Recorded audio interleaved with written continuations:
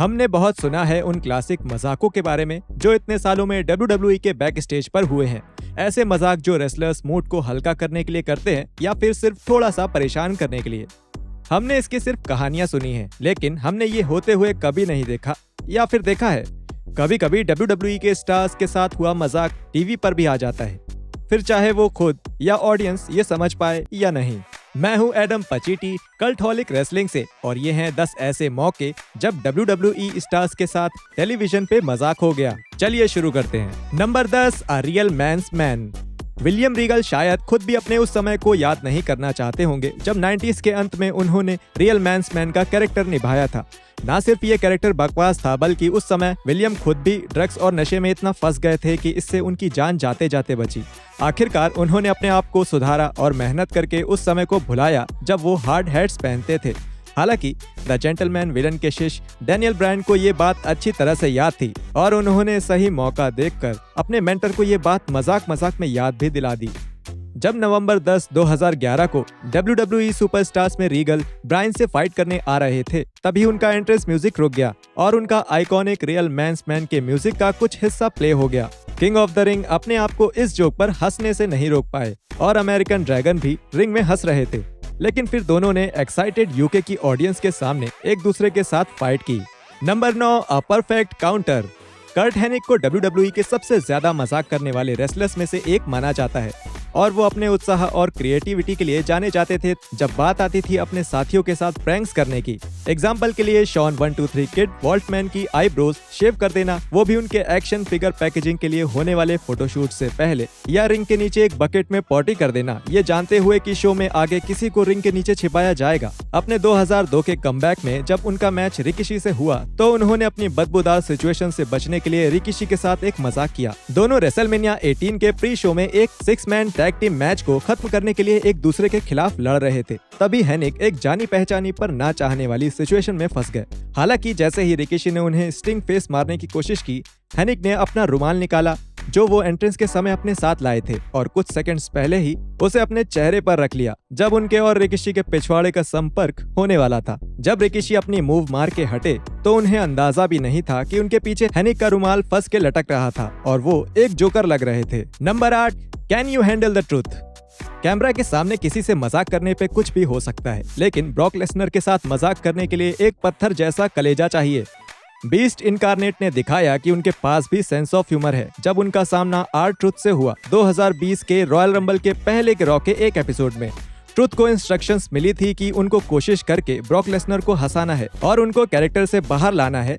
जब उन्होंने लेसनर और पॉल हीमैन्स के इन रिंग प्रोमो में दखल डाली और बैक स्टेज में ये शर्त चल रही थी कि 24/7 चैंपियन ट्रुथ कुछ भी कर लें, वो WWE में चैंपियन ब्रॉक को हंसा नहीं पाएंगे।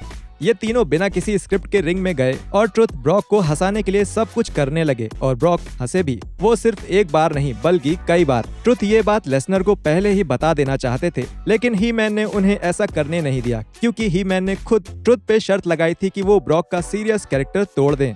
ब्रॉक को हंसता देखकर ट्रुथ को अपनी हंसी रोकने के लिए खासी मशक्कत करनी पड़ी। हालांकि ये हम सबको पता है कि बहुत बार लोग डर में भी हंसते हैं। नंबर 7, कॉल 1-800 वैल बॉस्की। अगर देखा जाए तो एल स्नो के साथ हुआ ये प्रैंक WWE की हिस्ट्री के सबसे लेजेंडरी प्रैंक्स में से एक है, जब उन्हें हार्डकोर हॉली ने हाउस शो में एक पेनिस सुप्लेक्स मारा था। जिनको ये नहीं पता कि ये कैसा सुप्लेक्स है और उनका गंदा दिमाग उनको कुछ अलग ही पिक्चर दिखा रहा है, ए गंदे दिमाग वालों, उनको मैं बता दूं, इसमें हॉली सिर्फ एक नॉर्मल सुप्लेक्स ही मारते हैं। बस इसके बीच स्नो के कपड़े को थोड़ा नीचे करके मर्द का गहना दुनिया के सामने ले आते हैं।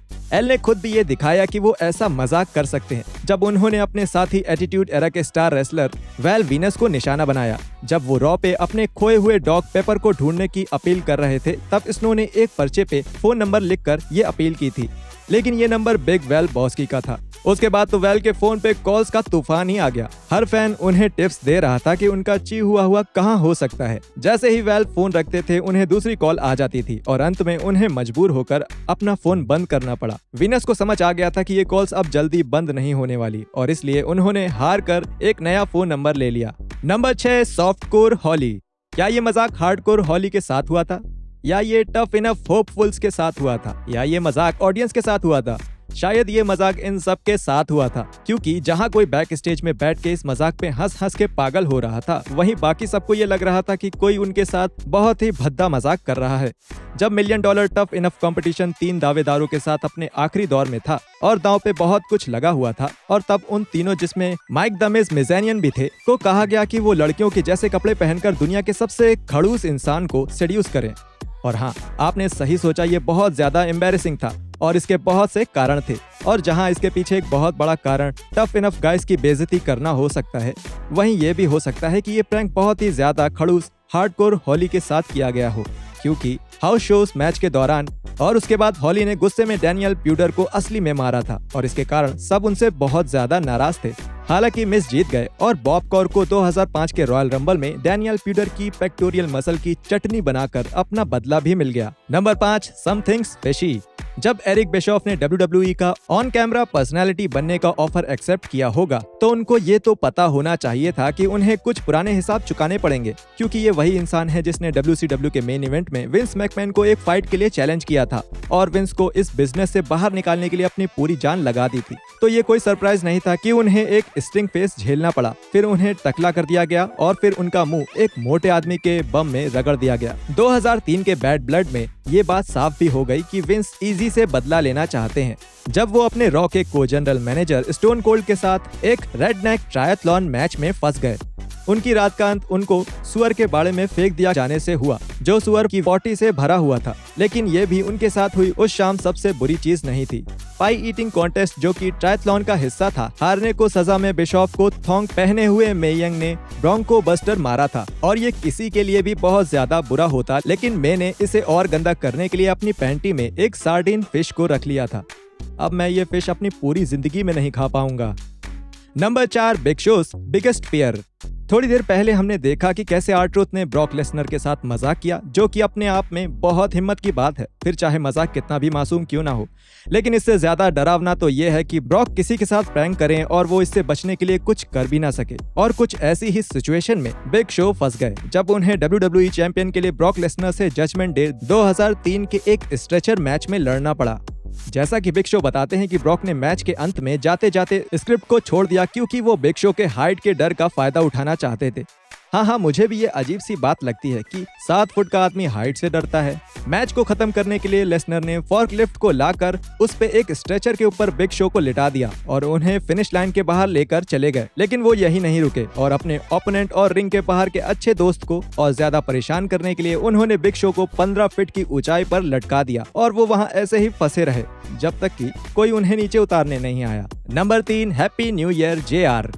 बेचारा बूढ़ा जिम रॉस। ऐसा लगता है कि कोई प्रथा है कि जब जिम रॉस को टीवी पे कुछ करने को कहा जाता है, तो किसी न किसी तरह उनकी बेइज्जती करी जाती है, केवल एक आदमी के एंटरटेनमेंट के लिए, स्पेशली अगर ये उनका अपना शहर ओक्लाहोमा हो तो। आमतौर पे JR को पता होता है कि ऐसा कब होने वाला है और वो कुछ भी करने के लिए तैयार भी होते थे। लेकिन कभी कभी विंस और उनकी टीम सरप्राइज करके हॉल ऑफ फेम JR को डरा देते हैं, जैसा कि 31 दिसंबर 2007 में रॉ के शूट के अंत में हुआ, जिसे शो खत्म होने के बाद मोबाइल एक्सक्लूसिव के लिए शूट किया गया था, जब विंस ने क्रिएटिव टीम से क्रिस्टोफर डी जोसेफ को बिग डिक जॉनसन बनाकर JR के साथ लैप डांस करने के लिए और फिर उनके ऊपर शैंपेन डालकर उनका सूट पूरा खराब करने के लिए भेजा था। जिम इससे खुश नहीं थे, क्योंकि वो अपने साथ एक्स्ट्रा कपड़े नहीं लाए थे और अब उन्हें शैंपेन में भीगे हुए कपड़ों में ही फ्लाइट से घर जाना पड़ेगा। JR ने भी बिग डिक को उनके टांगों के बीच मारकर अपना बदला ले लिया। हालांकि WWE ने जिम को इस बेइज्जती को ये कहकर अपनी वेबसाइट WWE.com पे प्रमोट किया कि ये सब विंस ने उनके 56th बर्थडे के पहले उनको गिफ्ट के तौर पे दिया था। Number 2, do you really want to hurt मी।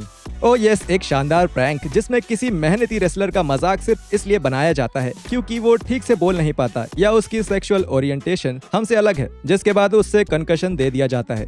शानदार prank. Chris Kanyon invasion angle के बाद से घर पर ही थे, अपने ACL फाड़ने के बाद, और एक कमबैक की तैयारी कर रहे थे, जिसके लिए वो WWE की डेवलपमेंटल टेरिटरी OVW में वर्कआउट भी करते थे और साथ ही कभी कभी टीवी टेपिंग के लिए कुछ डार्क मैच भी खेलते थे। आखिरकार उन्हें WWE में स्मैकडाउन का पार्ट बनने के लिए बुलाया गया। हालांकि वो 1 साल बाद टीवी पे मैच खेलने के लिए नहीं आए थे, बल्कि उन्हें एक बड़े से लकड़ी के बॉक्स से निकलकर कल्चर क्लब के बॉय जॉर्ज की तरह ड्रेस पहनकर उस बैंड का 1980s का हिट गाना do you really want to hurt me गाते हुए अंडरटेकर के सामने लाया गया। साफ तौर पर बिग एवल और बिग शो की स्टोरी लाइन को आगे बढ़ाने के लिए किया गया ये कांड बस एक छोटा बहाना था WCW के US चैंपियन रह चुके एक रेसलर को पब्लिकली बेइज्जत करने का। कैनियन को साफ बोलने में दिक्कत होती और ये भी साफ था कि किसी को पता चल गया था कि वो होमोसेक्सुअल हैं, जिसके कारण उन्हें अंडरटेकर के द्वारा एक बहुत ही खतरनाक मगर अननेसेसरी मार गिफ्ट में मिली। घटिया और शर्मनाक। Number 1, giving Gerald Briscoe a hand. कभी सोचा है कि मे यंग ने सेक्सुअल चॉकलेट मार्क हेनरी के साथ सेक्स करके मंडे नाइट रॉ में लाइव एक रबर के हाथ को जन्म क्यों दिया? बिल्कुल आपने सोचा है। हम सब ने सोते जागते उठते बैठते यही सोचा है कि इस टीवी पे ये बेवकूफी दिखाने का कारण क्या हो सकता है। यहाँ तक मैं जानता हूँ ये कभी एक्सप्लेन नहीं किया गया, लेकिन हेनरी ने एक बार बताया था कि विंस मैकमैन ने कहा था कि ये जोक इसलिए अच्छा है क्योंकि ये एक हाथ है, और ये बोलकर वो जोर जोर से हंसने लगे। ये भी ठीक है। इसके पीछे की एक और थ्योरी है जिसमें बताते हैं कि ये गंदगी से भरा हुआ आइडिया सिर्फ जेरल्ड ब्रिस्को को ऑन टीवी उल्टी करवाने के लिए था, और विंस की कठपुतली जेरल्ड का पेट इस मामले में काफी कमजोर भी था, इसलिए शायद विंस और उनकी टीम ने बैक स्टेज में इस बात का फायदा भी उठाया। जैसे जब विंस ने गलती से अपनी पैंट में पॉटी कर दी जब वो जेरी के फेस पे फार्ट कर रहे थे, और फिर बाहर जाकर लाइव टीवी पे दाग लगी हुई खाकी पैंट में प्रोमो शूट किया, और फिर वापस आकर वैसे ही पुराने NWA चैंपियन को दौड़ाने लगे। सच में इस इंसान को दिमाग में डॉक्टर की फौज भी ठीक नहीं कर सकती। कुछ भी हो, आखिरकार विंस जैसा चाहते थे वैसा हो गया और ब्रिस्को ने उल्टी कर ही दी। अंत भला तो सब भला।